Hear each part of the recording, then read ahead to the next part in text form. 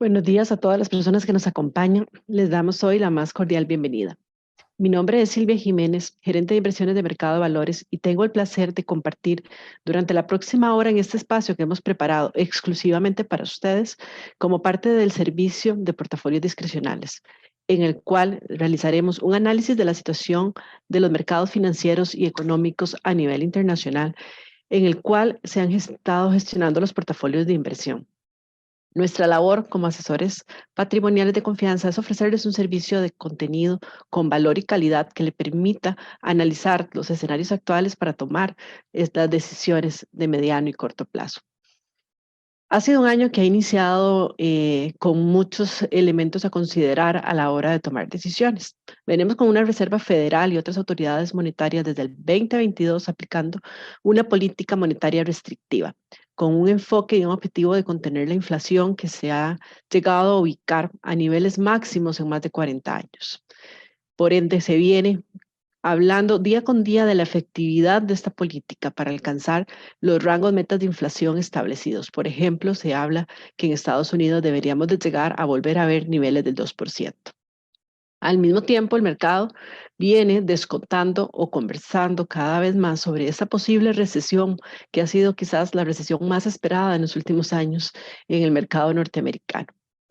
Por el otro lado, nos vamos hacia Europa. En Europa que veníamos en el 2022, quizás como una de las zonas más golpeadas a raíz de los conflictos en Ucrania y Rusia, y veíamos como que era la región llamada a vivir un tema recesivo pronto por la parte de las energías, nos ha sorprendido positivamente en los últimos meses. Por otro lado, volvemos la vista hacia los mercados emergentes y tenemos a China que flexibiliza finalmente las políticas anti-COVID y claramente esto va a tener un impacto en el crecimiento mundial. Entonces, bueno, ¿qué hay en los mercados emergentes en estos momentos? Por ello, hemos invitado hoy al señor Peter Perkins, que es socio de la firma de análisis MRB Partners en el área de estrategia global. MRB Partners es uno de nuestros aliados que nos acompañan como insumos en el proceso de análisis de los mercados internacionales para la toma de decisión del servicio que hoy les brindamos. Peter Perkins es socio fundador. Tiene una amplia experiencia tanto como estratega como economista. Se enfoca en problemas y estrategias de asignación de activos, impulsores claves de la economía global y mercados de capital, así como en oportunidades y riesgos de inversión. Trabaja en estrecha colaboración con los clientes de su empresa, como lo somos nosotros, Mercado de Valores, en asignación de activos tácticos y estratégicos, ayudándonos a interpretar y traducir todos estos factores macroeconómicos y políticos para lograr la estrategia de inversión que hoy les ofrecemos. El señor Perkins habla ampliamente hoy en día en conferencias, seminarios, reuniones con clientes y participa incluso en comités de inversión para firmas de inversión de alto calibre. A lo largo de su carrera, ha cubierto activos en regiones y trabajado en Reino Unido, como en Hong Kong, México y Canadá, y hoy en día reside en los Estados Unidos. El señor Perkins tiene una maestría en Economía de la Universidad Estatal de Pensilvania y una licenciatura de la Universidad de Maryland. Les recordamos a todos que este webinar tiene la opción de traducción, por lo cual pueden pasarse a traducción simultánea en la barra de herramientas del Zoom, donde ven un globito. Ahí pueden escuchar para ver la versión en español. Si no, se pueden mantener en el canal principal y la escucharán en audio original. Recordamos que este espacio es exclusivo para ustedes, que hoy son parte de nuestro servicio premium de portafolios discrecionales, por lo cual los invitamos a hacer sus preguntas en el chat o en la sección de preguntas y respuestas, ya que al final de la presentación tendremos un espacio para poder conversar con don Peter. Bienvenido, Peter. Es un gusto tenerte aquí hoy en este webinar. Así que puedes dar tu presentación. Gracias por estar aquí. Muchas gracias, Silvia, y gracias a todos por estar acá. Hay mucho que vamos a cubrir, así que trataré de avanzar lentamente. Sé que hay traducción, pero hay mucho que cubrir. Espero que podamos cubrir la mayor parte de la presentación. Primero voy a compartir mi pantalla.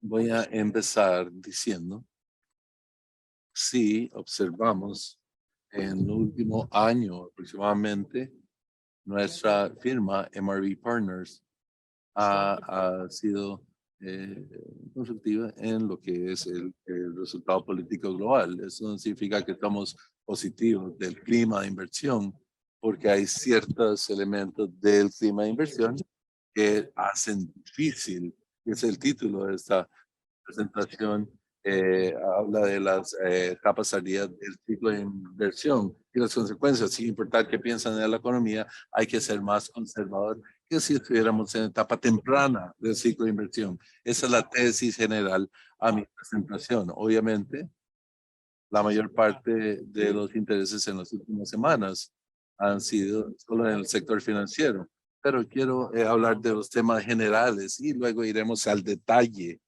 de los temas que tenemos. Lo primero es que al final creemos que la crisis financiera que hemos experimentado en las últimas 2.5 semanas será contenido y no va a activar una recesión global en Estados Unidos. Sí habrá una recesión global en Estados Unidos en algún momento, pero esto no lo activará, porque fundamentalmente, y hablaré de esto más adelante, el sistema bancario de Estados Unidos y europeos están bastante sólidos. Lo segundo es que cuando vemos el panorama hoy en día, los rendimientos de efectivos son atractivos en comparación a otras alternativas. Ha habido mucha volatilidad en el mercado de bonos en las últimas semanas, pero esa curva de rendimiento, digamos, 3 meses de bonos del tesoro, hasta 12 meses, son atractivos porque son seguros, pero también porque brindan un rendimiento bastante bueno en el ambiente en el que estamos. Así que en general, en la cartera, en una cartera balanceada, eh, eh, damos una sobreponderación al efectivo. Los bonos, aún vemos algún riesgo de los rendimientos y hablaremos de los valores capitales. Así que estamos precavidos con eso. Y voy a ampliar esto, y eso es principalmente porque el, el, el mercado está dando una tasa muy agresiva en el lado de capital. Somos neutrales en este momento, pero tenemos un sesgo negativo porque, como dije, no solamente hay un peso en el ciclo económico, pero el perfil del capital global con un peso tan grande en Estados Unidos y dando cuentas que no es favorable para el mercado eh, de capitales en Estados Unidos. Aún nos gustan las acciones europeas, pero la parte positiva es limitada si hay un upside limitado para Estados Unidos, como hemos visto. Para los que son capitales, aún somos un poco restrictivos, pero el sesgo es que hay un downgrade en vez de una mejora, una sobreponderación. No se encuentra, no encontramos los commodities atractivos, oro, no estaríamos comprando oro a los precios actuales. Eso es un elemento importante de la estrategia general. Y el dólar estadounidense está un poco, a pesar de los precios, que sería un ambiente de riesgo. Pensamos que el dólar estará más débil en un año de lo que está ahora. Ese es el panorama general. Ahora hablaremos del tema de estabilidad financiera de bancos específicamente. Saben que los bancos han estado bajo presión considerable en las últimas semanas. Desde el banco SVB cayó. Pueden ver que los bancos estaban en una tendencia bastante sólida hasta que la bancarrota de Silicon Valley Bank y ha causado esta tendencia en las últimas semanas. Y estos swaps en cumplimiento, el rendimiento han aumentado en eso, reflejando un riesgo percibido en el sector bancario. Parte de esto ha sido por lo que sucedió con SVB, parte de Credit Suisse, la quiebra. No es una quiebra, pero hay mucha ansiedad por eso. Pero el aumento en incumplimiento de los swaps, eso es porque los inversionistas están preocupados por la salud de los bancos. Sabemos que el mercado está sobre reaccionando, pero se está dando en corto plazo.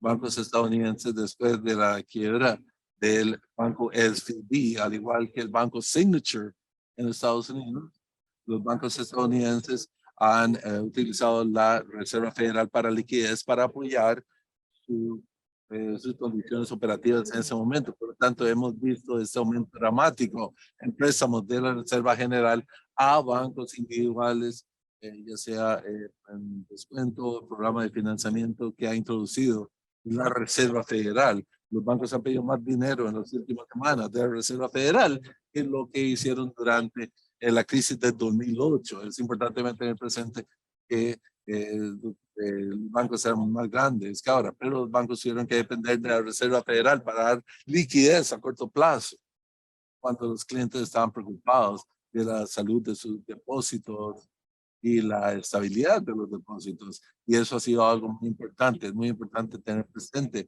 que cuando hay una crisis bancaria o una falta de confianza en el sector bancario, los bancos centrales tienen que brindar el apoyo y la Reserva Federal ha presentado para hacerlo. Y eso es un elemento crucial de nuestra perspectiva. La Reserva Federal, o SB, o los bancos centrales en general, no van a simplemente observar esto mientras esa crisis del sector bancario emerge o se intensifica. Y esto es porque,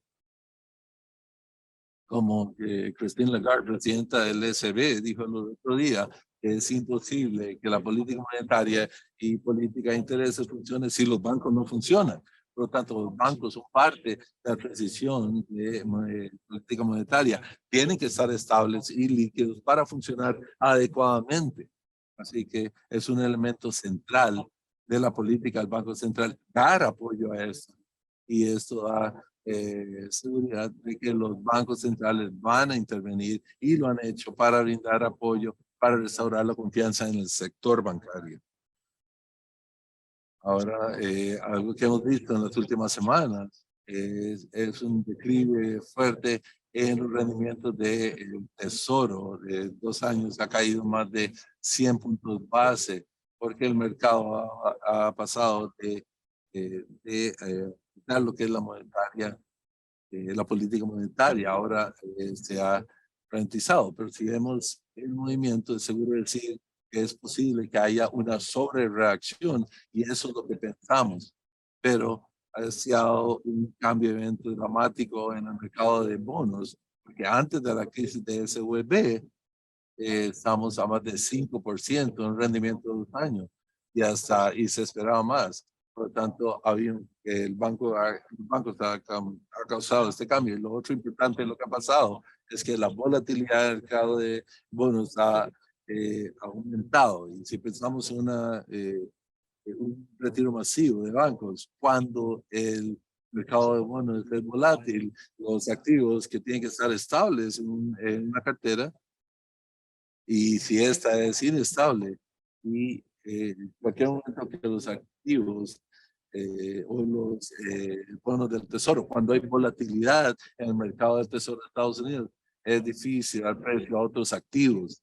Esa es una inquietud real en este momento. Esto va a bajar en la medida que la Reserva Federal y otras autoridades federales contengan la crisis en el sector bancario. Pero hasta ese momento esa volatilidad eh, es algo que detiene lo que es la inversión y el apetito al riesgo. Un par de observaciones en cuanto al sistema financiero estadounidense, que hay muchos bancos en Estados Unidos, pero 13 de estos nombres que conocerán contabilizan casi 60% de todos los activos y depósitos en el sistema. Por lo tanto, hay muchos bancos, la mayor parte son principales en el sistema bancario. SVB no era uno de esos 13 principales, creo que era el 15º más grande, pero era mucho más grande que la mayor parte de los bancos en esos 4.700 que existen en Estados Unidos. Pero es importante tener eso presente, que los bancos grandes dominan el sector bancario. Al final del último trimestre, esos son los últimos datos que ha publicado el regulador, solamente hay 39, menos de un 1% de los bancos de Estados Unidos eran considerados instituciones con problemas. Y estos bancos solamente contabilizan 47.000 millones de dólares en activos. Así que es la base de 20, 30 mil millones, muy pequeño, pero esto, puesto que SVB era 215.000 millones de dólares en activo, es por eso que la Reserva Federal no había identificado a SVB como una institución problemática.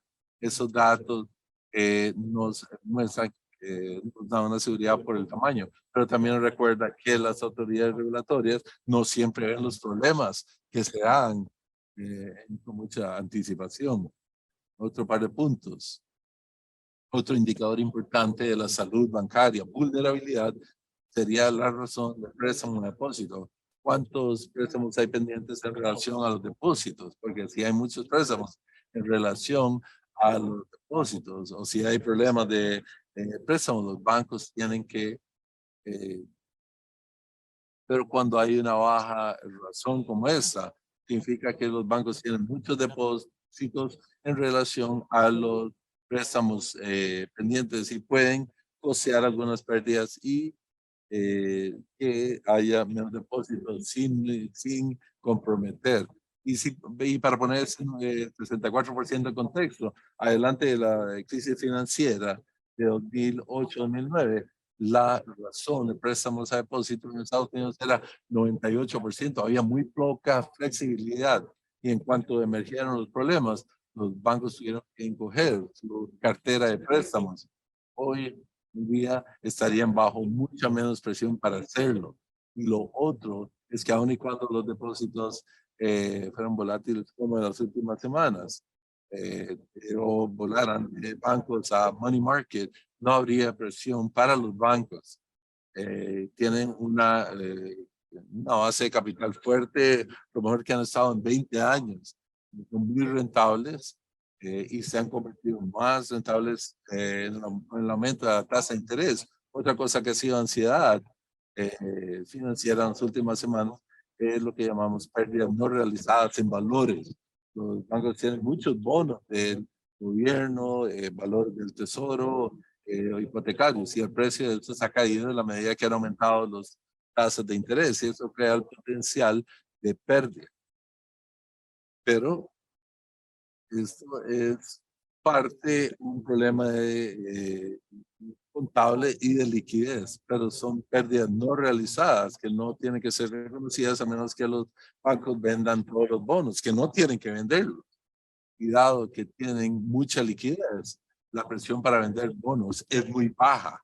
Pero repito, la confianza es todo en el sistema financiero. Y si se desvanece la confianza, inevitablemente los hacedores de política, ya sea federal o la FDIC, tienen que intervenir para restaurar la confianza. Yo creo que las medidas federal y NDIC en Estados Unidos han tomado restaurarán la confianza a largo plazo, pero hay aún incertidumbre por la cantidad de instituciones problemáticas, vulnerables. Y en ese momento, si otro banco quiebra, la ansiedad en el mercado se intensificaría. Tenemos la confianza que las autoridades van a contener los problemas, pero qué tan rápido lo harán y deben hacerlo, aún estamos por ver. Y hasta que lo hagan, se mantendrá volátil y el riesgo, el apetito de riesgo se va a mantener limitado. Otras observaciones para dar un poco de antecedente antes de hablar de área monetaria. Como dice aquí, los sectores bancarios de Estados Unidos y Europa están de confianza fundamental del balance general y la rentabilidad entre la crisis y la confianza que puede resolverse y la crisis que abruma el sistema. Esto no es nada comparado al 2008-2009 y lo mostraré con un gráfico, pero aún tenemos que comprometer algunas políticas. De un punto de vista de la economía global, hay un par de cosas que debemos mantener presentes. Una, que la economía de China se está reabriendo. China es una economía muy grande que da soporte a la economía global y ya China está recuperando de las restricciones de COVID el año pasado y eso es muy útil. La economía del área euro ha aumentado su impulso porque lo que ha dado la guerra Rusia-Ucrania resulta ser mucho más intenso de lo que anticipaban las personas y las crisis y las tensiones se han relajado en este verano. Así que Europa está en la posición de ver una economía mejorada y de hecho el sentimiento económico está mejorando en Europa y creemos que esto no va a afectar la confianza, pero tendremos que sucede. Y el mejorar la economía europea y la mejora de la economía china es muy útil no solamente para mercados emergentes, pero para toda la economía global.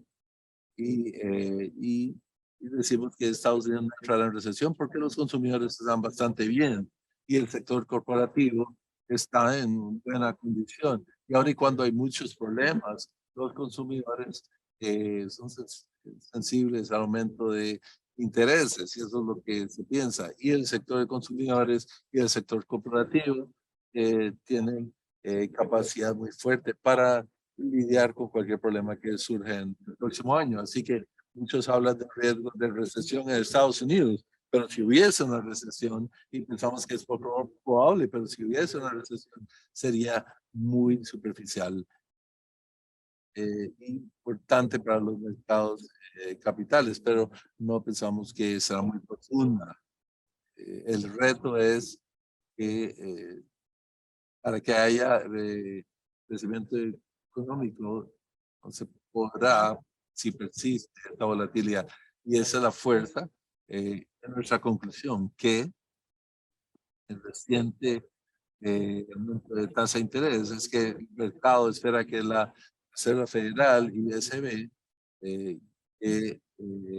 apoye, y es un proceso de apoyo, de ajuste que tiene que darse. Y lo negativo en cuanto a la economía global es el resultado sería saludable y si se restaura la confianza pronto, se puede esperar ver los rendimientos de bonos recuperarse un poco, la expectativa de intereses para los centros, para los bancos centrales y el enfoque volvería entonces a la inflación para los bancos centrales. Y ahora hablaremos de eso por un momento. El tema de la inflación, hablando de la política monetaria. Se ha dado algunos desarrollos muy positivos durante 2023. Eh, eh, los precios de alimentos y energía están bien, de hecho están contrayendo año tras año, es va a bajar la inflación. Las presiones de cadena de suministro han aliviado el precio de bienes, los precios son efectivos en general, es excelente. La compensación es que la inflación de precios de servicios en Estados Unidos y en Europa se mantiene fuerte y eso es algo que se va a pegar y va a persistir. Puede ser que la inflación está en el pico, ya los titulares lo han dicho, pero la ruta para volver a algo como 2%, que es la meta de los bancos centrales, aún será bastante difícil y no esperamos que se logre en los próximos 12 meses. Así que la inflación va a persistir. Un par de observaciones en esto que son importantes de entender cuando pensamos en política monetaria. Cuando observamos esto es un gráfico que muestra los aumentos de salarios, donde sube un poquito más del 6%, y una medida de qué tan difícil está el mercado laboral, que esa es la cantidad de puestos de trabajo en relación a los desempleados. Y ese número es muy alto. Las compañías están muy ansiosas de seguir agregando sus planillas trabajadores, pero es muy difícil que esto suba a menos que el mercado laboral se relaje. Pero en el Banco Central hay que creer que la única forma de que el mercado laboral pueda aliviarse es seguir aumentando la demanda local, y eso pone presión en las tasas de interés, al menos que algo salga mal de otra forma. El sector bancario es una posibilidad, pero si se resuelve el sector bancario, los problemas del sector bancario, nos queda bajar la inflación, enfriando la economía, y eso corresponde con aumentar las tasas de interés. Y lo mismo es cierto en el sector de servicios, donde hay mucha presión en la inflación y es demasiado alta para que la Reserva Federal se cómoda. Los federales se enfocan en el sector bancario en ese momento, pero al final de cuentas, en el sector de servicios, donde la inflación está pegajosa, el federal tiene un problema y es un conflicto y hace que su trabajo sea más difícil. Y lo mismo sucede en Europa, donde la inflación ha llegado a un pico, pero la inflación subyacente se mantiene muy fuerte, y lo que está sucediendo es que ha visto un declive dramático en la inflación del precio energético, que todos lo agradecen, pero no cambia el problema subyacente de este resultado de inflación para Europa, porque la inflación aún se mantiene fuerte. Entonces, cuando pensamos en política monetaria, en Estados Unidos y en Europa, por ejemplo, en este momento la estabilidad financiera es el tema principal, este es el objetivo principal, porque como dije, no se puede utilizar política monetaria para tratar de contener la inflación. Si el mecanismo de transmisión monetaria, el sistema bancario, no funciona adecuadamente. Por lo tanto, los bancos centrales están tratando de separar los objetivos de controlar la inflación con política monetaria y tasas de interés, y logrando la estabilidad financiera con otras herramientas que tienen para su uso, principalmente herramientas relacionadas al balance general, como el Reserva Federal eh, aumentando los préstamos a los bancos. El reto para el ambiente y lo que complica las cosas es que la política del centro, el Banco Central o federal, es agregar interés, y eso es difícil para los inversionistas porque los datos pueden estar ahí, y eso causa expectativas de lo que hará federal o el Banco Central, y esos cambios se traducen en mercados capitales volátiles. Esto aún sigue siendo un tema subyacente que hace más difícil invertir a corto plazo. Argumentaríamos que las tasas de interés, aunque han aumentado mucho, no son restrictivas en la economía, no son tan altos como para estrangular la actividad económica. Es a la velocidad a la que subieron en vez del nivel al que están. Ese es el problema. Y el otro elemento, por supuesto, de esto es que para la mayor parte de la última década hemos tenido tasas de interés muy bajas, y los inversionistas se acostumbraron a esas bajas tasas de interés y creían que iba a durar para toda la vida. Hasta el CBE y Federal indicaron eso. Pero una vez que esto cambió, los inversionistas y otros no estaban listos para esto, y como consecuencia se ha convertido en algo problemático. Pero yo creo que el sector eh, doméstico está en mejor condición, porque en Estados Unidos y en Europa habían limpiado sus balances y podían manejar tasas de interés más altas que muchos de los inversionistas que habían sido más significativos en Estados Unidos. El federal puede llegar, está llegando a un punto de una pausa. El mercado espera que aumenten la tasa de interés en 25 puntos base antes de mayo, y el mercado cree que es el último aumento de interés, pero federal nos dice que hay una posible pausa. pero el mercado es inconsistente con lo que dice el federal, la forma en que vemos la economía de Estados Unidos y la inflación y cómo va a evolucionar los próximos meses. Sí habrán muchas distintas políticas nuevas porque la dinámica de ese ciclo varía entre países, pero para mercados capitales lo que hace el federal es el impulsador número uno. Así que un par de observaciones adicionales, eso es un poco complicado. Quiero indicar que cuando se utilizan formas tradicionales de determinar si la política material es restrictiva o liviana, es ver si la economía está creciendo a la velocidad que podría hacerlo sin crear presiones inflacionarias. Y si la inflación ya está muy alta y el tema es que da tan alta que está la inflación de Estados Unidos y el hecho que la economía sigue creciendo a un buen ritmo, eh, y me parece estar fuerte. No parece que la política monetaria en Estados Unidos está siendo restrictiva, pero esa es la velocidad a la cual han subido los intereses, más que el nivel al que están.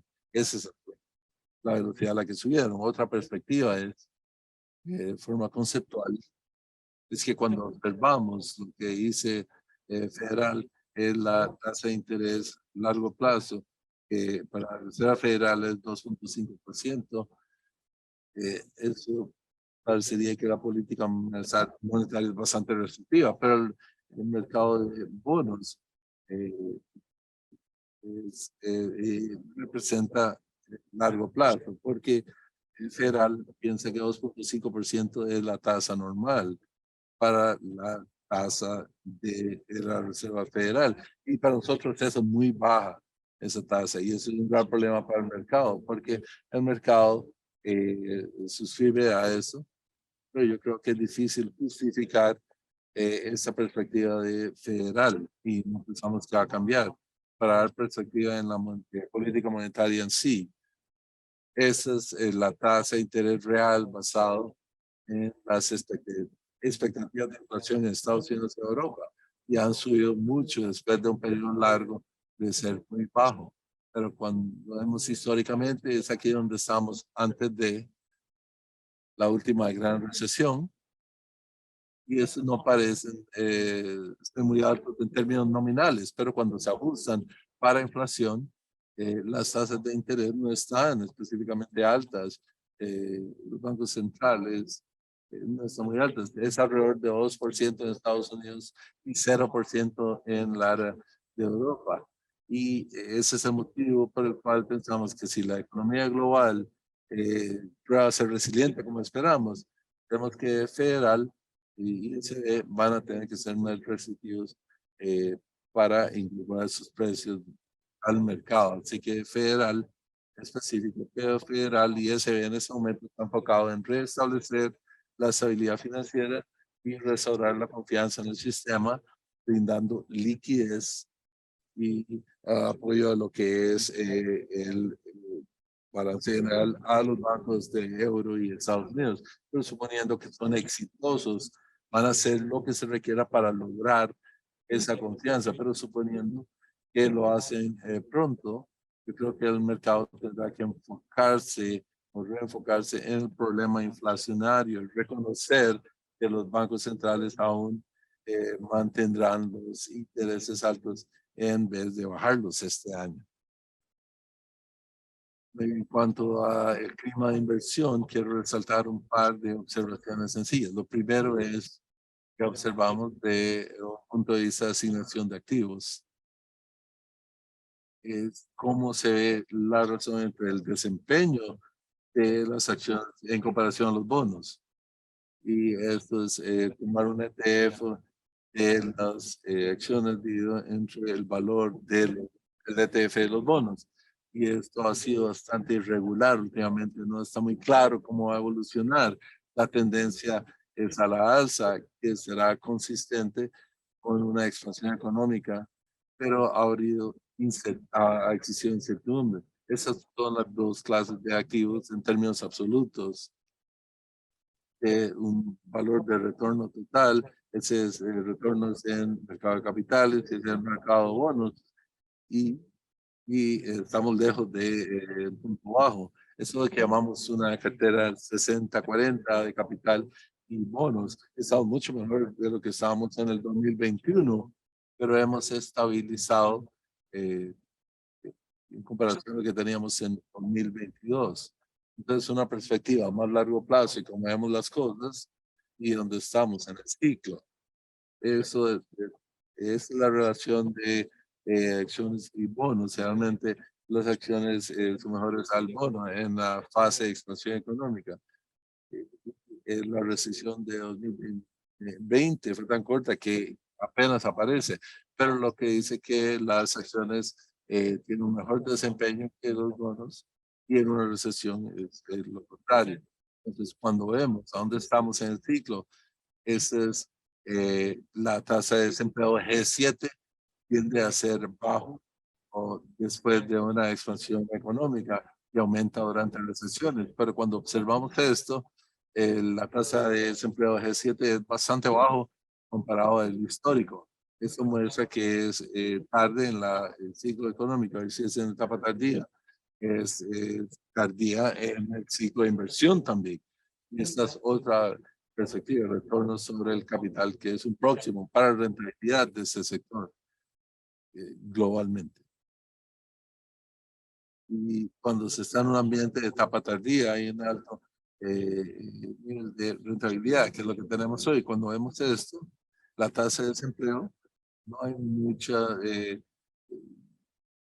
no es sostenible y hay un riesgo más bien en la alza. Y cuando vemos rentabilidad corporativa, no hay una alza aquí, más bien hay una baja aquí. Esas dos cosas nos dicen que es tarde en el ciclo económico y ciclo de inversión y esas acciones que generalmente son mejores que los bonos y si aumenta la expansión económica, que es nuestra perspectiva, pero aún así hay que ser muy precavidos con las inversiones porque estamos en la etapa tardía del ciclo económico y en la medida que llegamos al final, llegamos a un periodo donde las acciones eh, se desempeñan peor que los bonos. Y eso es una perspectiva que creo que es importante. Rápidamente, en cuanto a bonos, uno de los elementos cruciales de los bonos es que hay una tasa de interés real y un elemento inflacionario también. Cuando observamos Estados Unidos, eso es complicado, pero es una vista a más largo plazo en Estados Unidos y corre alrededor de 2.5%. Que diríamos que es bastante bajo, dado los riesgos de inversión que enfrenta Estados Unidos actualmente. Hay una cantidad de fuerzas que creemos que llevará a una mayor inflación a largo plazo en Estados Unidos. Así que el mercado está siendo muy paciente con eso. Y por el hecho que no hemos tenido una inflación por tanto tiempo, a pesar de lo que ha pasado en los últimos 18 meses, pero naturalmente va a volver a niveles muy bajos y cualquier cosa es posible, pero eso es poco probable y no es una estrategia muy prudente desde nuestro punto de vista para adoptarlo hoy en día y como resultado refuerza el hecho que aún somos precavidos con bonos en cuanto a largo plazo y no creemos que el precio de un bono del tesoro de 10 años donde el rendimiento es como 3.5% no toma en cuenta la incertidumbre de inflación que viene en 10 años. Y creemos que la inflación va a ser considerablemente más alta en los próximos 10 años que lo que ha sido en los últimos 20 años. Es decir, que los bonos siguen siendo caros en nuestra perspectiva. En cuanto a punto de vista del mercado de valores, cambios muy interesantes se han dado por la crisis de SVB. Cuando vemos capitales globales empezaban después de un fuerte declive el año pasado, estaban empezando a subir y de un punto de vista técnico, las cosas se ven bastante positivas. Y eso era más el caso para capitales no Estados Unidos, bastante positivo. Pueden ver que hay una serie de altos y bajos más altos, que es consistente con la condición subyacente, pero los hemos por la crisis bancaria en las últimas semanas. Por lo tanto, hay ambigüedad en cuanto a lo que hacemos en ese momento desde el punto de vista de mercado de capitales. Corporativo ha sido bastante fuerte, pero hay un riesgo a la baja en Estados Unidos. No creo que las ganancias de Estados Unidos se mantengan, y Estados Unidos representa alrededor de 60% de capitalización del mercado de capital global en Estados Unidos. Por lo tanto, es una restricción en las ganancias en general, y por ese motivo somos neutros en este momento, pero con un sesgo negativo en lo que son acciones. Cuando pensamos en inversión de capitales, es una influencia entre Estados Unidos y el resto del mundo, porque Estados Unidos es el 60% de la capitalización global, y el mercado de acciones de Estados Unidos no es barato por estándar histórico, y a un 63% premium al resto del mundo. Y es un premium bastante alto para el mundo, basado en lo histórico. Lo más importante es que la rentabilidad de Estados Unidos ha sido extremadamente fuerte, históricamente fuerte. Y la medida que se ralentiza la economía, esto vemos eh, que baja también, pero por la alta rentabilidad hay mucha incertidumbre en cuál es la baja.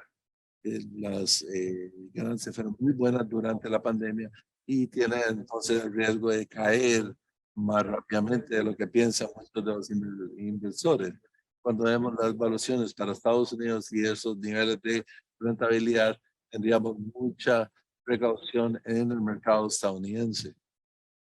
Esta es la relación PE para acciones no Estados Unidos, y esa es la misma rentabilidad para no Estados Unidos, acciones no Estados Unidos.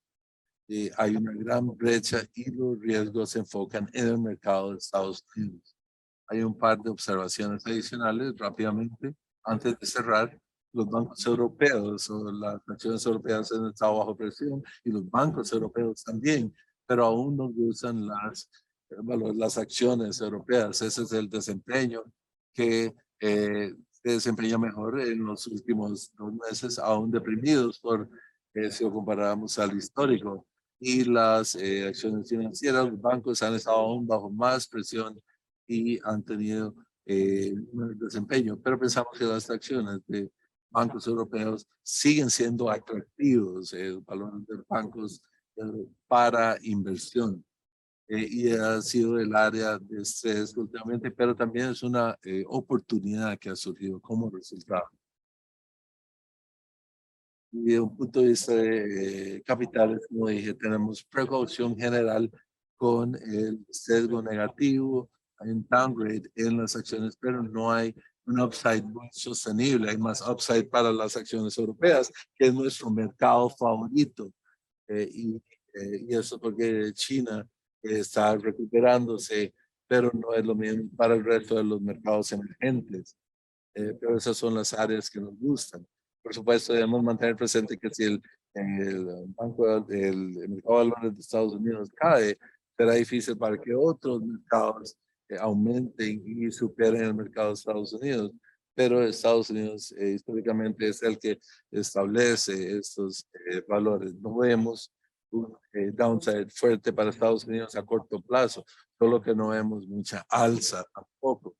En cuanto al precio de commodities, la recuperación de China debe ser positivo para el precio de commodities, pero no hay tema que podamos identificar que nos haga pensar que es lo correcto invertir en commodities. Las commodities globales van a estar bien, pero el valor no es excelente y no hay una historia convincente para eso. Y para oro, para el cual no tengo gráfico, es importante mantener presente que si las tasas de interés aumentan, eso va a aumentar el precio de oro, y eso no es un lugar que nos gusta para seguridad. Finalmente, el dólar es muy importante. Cuando vemos el dólar, eso es, el dólar ha bajado, pero sigue siendo caro. Si vemos los ciclos anteriores, cuando hay un pico en el dólar, tiende a caer luego significativamente por varios años. Pero veremos, no significa nada a corto plazo, pero esperamos que el dólar esté más bajo al final de este año que lo que es hoy en día. Esto incluye el euro, libra, el yen, el pero yo creo que cuando vemos a más largo plazo, también esperamos que el dólar caiga en los próximos años. Y eso será bueno para los mercados emergentes y es bueno para lo que son activos no de Estados Unidos. Eso refuerza el hecho de que preferimos activos no de Estados Unidos un punto de vista a corto plazo y también más a largo plazo. Y voy a cerrar aquí diciendo que nuestras preferencias para efectivo, corto plazo, porque brinda un buen rendimiento y la máxima flexibilidad y un menor riesgo. Aún no nos gustan los bonos, reconocemos que en las etapas tardías, desde sí, o algún momento nos gustarán los bonos, pero es prematuro porque creemos que el mercado ha sobre reaccionado y por también los intereses del Reserva Federal. Lo que son valores, tenemos ideas mezcladas porque no pensamos que hay mucha alza para el mercado de Estados Unidos y aun y cuando hay una alza en euro en los mercados emergentes, dada la importancia de Estados Unidos, limita las ganancias totales que los capitales globales pueden obtener y los riesgos más bien son a la baja. Entonces, por ahora somos neutros. Así que me voy a detener ahí. Con gusto puedo recibir preguntas y gracias por escuchar. Thank you, Peter. Vamos a iniciar con el periodo de preguntas. Agradecemos que nos las vayan pasando por el chat o igual en el Q&A. Tengo una para acá, Peter. Dice, considerando el dato de empleo, uno de los factores que está revisando la FED para decidir un aumento en tasas de interés, ¿cuál es su opinión sobre este análisis?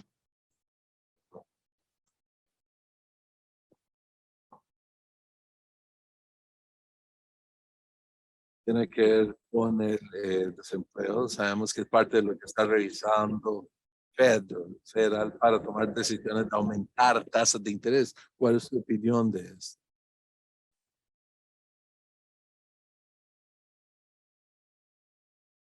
Como mostré en el gráfico, creo que el Fed cree que si el sector financiero y los problemas que existen actualmente en el sector financiero se contienen y el central espera contenerlos, entonces en ese caso Fed cree firmemente que el mercado laboral se va a enfriar, que la tasa de desempleo tiene que aumentar. Cuando vemos el pronóstico del Fed económico de la semana pasada, Fed sí espera que el desempleo aumente moderadamente en el próximo año y basado en lo que ellos dicen, esto no es un disuasor para que aumenten la tasa de interés. El mercado cree lo contrario.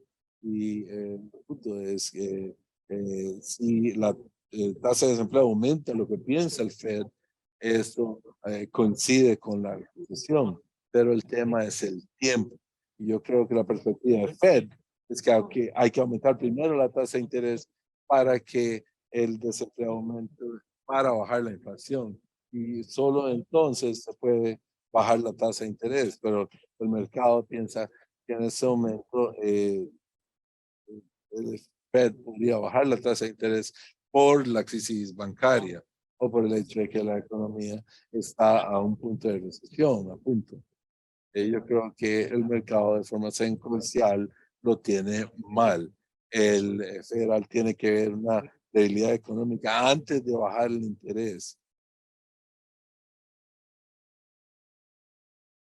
Gracias. Hablando de inflación, dice durante la presentación que la inflación continuaría y luego se aliviará. La pregunta tiene que ver, este, ¿el 2% es una meta real o se puede decir que el 2% no lo puede lograr la reserva? No sé si es una forma de hablar de eso en los próximos meses. Y estaremos hablando de eso, de hecho, todos los meses hablaremos de esto en los próximos meses. Fed trata de no hablar de eso, trata de no hablar, porque ni siquiera quiere hablar de una meta inflacionaria más alta que pueda afectar las expectativas de inflación. Pero al final, Fed tendrá que determinar si quiere sacrificar o a qué nivel quiere sacrificar el crecimiento económico para bajar la inflación a esa meta del 2%. Ni creer es que en nuestra firma es que pensamos que el Fed no va a ser dogmático de cuándo cree que la inflación bajará al 2% y por lo tanto tomará riesgos con la economía comprometiendo la expansión económica, siempre y cuando el Fed pueda decir que la meta 2% es a mediano plazo y que aún parece lograble y que no va a sacrificar la economía. Pero no vamos a oír al Fed decir que quizás debemos permitir que la inflación llegue al 3% por 1 o 2 años. Podemos aumentar la meta de inflación. Ellos no lo van a decir en ningún momento pronto. Fed puede aceptar que la inflación núcleo estará en mayor a 3% en los próximos 18 meses para sostener el crecimiento económico, pero ciertamente no lo va a decir. Un ejemplo de esto es que quizás hayan escuchado que cuando Chair Powell testificaba ante el Congreso, le preguntaron qué dice a 2 millones de personas que perderán su empleo al aumentar la tasa de interés, y él respondió, bueno, habrá daño económico si permitimos que la inflación se mantenga alta. Bien, pero esto nos dice que hay mucha presión en el Fed para mantener, a sostener la expansión económica, siempre y cuando parezca que la inflación no sale de control. Hay otra pregunta para lo que es un inversionista a largo plazo. Es que equities representan valor para que los inversionistas se metan al mercado. No específicamente en Estados Unidos. Parece que quizás hay mejor oportunidades fuera de Estados Unidos. Y eso es en el área euro, pero esas son acciones europeas en relación o comparado a los globales en los últimos dos años y medio, aun y cuando han aumentado mucho, aún estaban muy deprimidas. No hay garantía de que volverán a niveles históricos, pero sí nos señala que las acciones europeas aún están deprimidas en comparación al histórico, en comparación al resto del año y definitivamente relacionado a Estados Unidos. Yo creo que es importante mantener presente que hemos tenido 40 años de apreciación del precio de activos y esto fue construido principalmente en los fundamentos de una baja inflación y bajas tasas de interés, no solamente bajos, pero va a la baja. Las tasas de interés, aun y cuando no aumenten, no van a continuar bajando de forma sostenida y como resultado no habrá la apreciación de activos que queremos. Es inevitable que los retornos para carteras balanceadas, para la mayor parte de activos, serán más bajos en el futuro que lo que han sido generalmente en los últimos 40 años, específicamente en Estados Unidos. Es simplemente la realidad del clima de inversión que enfrentamos. Vamos a tomar la última pregunta. Dice que la volatilidad mantiene a los inversionistas buscando refugios seguros. Y hemos visto en los últimos días que ha aumentado el precio del oro. Hemos visto también retornos positivos en lo que son criptomonedas. ¿Usted cree que se están creando una tendencia de un nuevo refugio para los inversionistas? Yo creo que ambos están relacionados con el sector, con los precios del sector bancario. Para oro, argumentaríamos que el oro está relacionado de forma inversa con las tasas de interés. Las expectativas reales de tasas de interés han bajado por la crisis bancaria y eso ha ayudado a apoyar los precios del oro. Si los precios del sector bancario se contienen, como dije, esperamos que sea razonablemente pronto. Yo creo que eso eh, aumentará la demanda para ese refugio seguro del oro, pero las tasas de interés no aumentarán más si aumentan bajaría el precio del oro. Yo creo que hay un refugio seguro en este momento Y sí sé que hay unos temas geopolíticos en juego que apoyan el oro, pero nosotros no somos compradores de oro en este momento. En cuanto al criptomonedas, yo creo que criptomonedas ha sido un beneficiario de la baja de tasas de interés y la ansiedad que hay de la moneda fiat y lo que hagan los bancos centrales para apoyar al sistema bancario. Al final de cuentas, criptomonedas es el beneficiario principal de liquidez. Si la liquidez sigue saliéndose del sistema, va a afectar a cripto, no la ayudará. Así que nunca nos hemos suscrito a criptomoneda como, como un elemento clave o principal de la cartera de inversión y aún no lo hacemos. Y ciertamente al precio actual de un Bitcoin, por ejemplo. Estamos menos positivos de esto que lo que éramos hace 20%. Bien. Para creer que cripto es un activo de refugio seguro, en nuestra opinión, esto reta la lógica, es muy volátil. Bien, muchas gracias. Peter, muchas gracias por acompañarnos. Ha sido un placer para nosotros escuchar tu análisis. Y a todos los que nos han acompañado el día de hoy y puedan escuchar este webinar. Les recordamos que en Mercado de Valores tenemos la prioridad de brindarle a ustedes un servicio de asesoría personalizado, multidisciplinario, enfocado siempre en un análisis constante y seguimiento y cumplimiento de sus objetivos de inversión. Es para nosotros un placer ofrecerles estos servicios discrecionales, premium, de manera que ustedes puedan tener la mejor información a mano. Aprovecho para agradecerles su participación y esperamos que este espacio sea de gran valor.